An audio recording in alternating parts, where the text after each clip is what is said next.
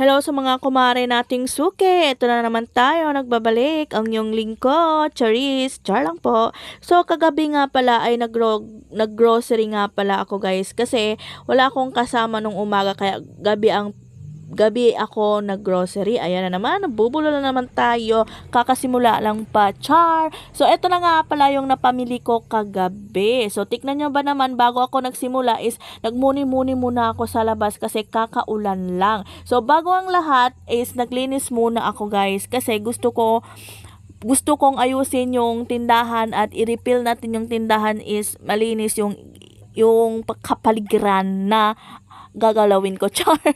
Kung ano lang sinasabi ko. So, bali naglinis muna ako, nakwalis muna ako dyan para yung mga kagabing dumi is mapaalis na natin, char. So, ayan, todo walis yung lola mo, kaya pagkatapos kong linisin yung uupuan ko at kung saan ko ilalapak yung mga napamili ko, eto na nga, tinanggal ko na muna sa loob ng karton yung napamili ko para makita ko kung saan ko ba talaga sila ilalagay, di ba? In-arrange ko muna sila bago ko inalis sa plastic, bago ko ilagay sa kanilang lugar. Char, tama ba yung sinasabi ko, char?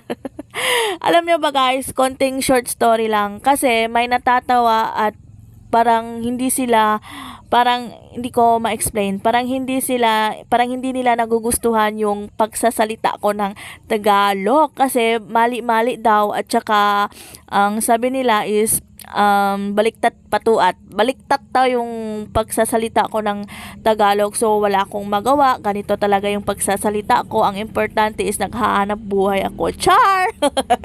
So balikan natin yung ginagawa ko guys. Pagkatapos ko nga pala alisin lahat ng mga pinamili ko sa karton, ayan, inayos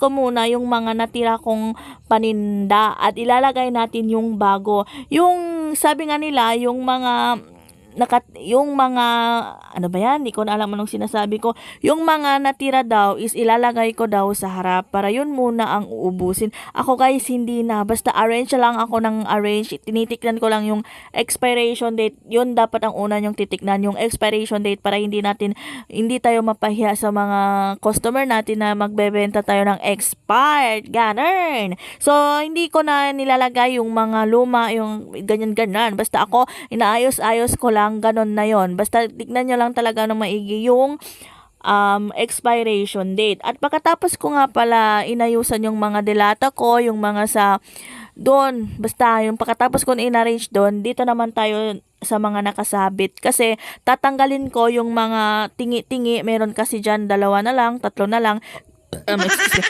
Tinanggal ko na talaga yon kasi papalitan natin ng bago, ganun. So, ayan na nga, tinitiknan ko kung meron pa bang natira at ilalagay natin yung bago. Ito nga palang nakasabit dito guys, ito pala yung mabenta dito sa amin, ganun. At ito na nga pala, hindi natin maalis na may bumibili habang gumagawa. So, hanggang dito na lang muna ang ating video. For today's video, abangan nyo ang susunod na video natin. Thank you for watching. Bye-bye!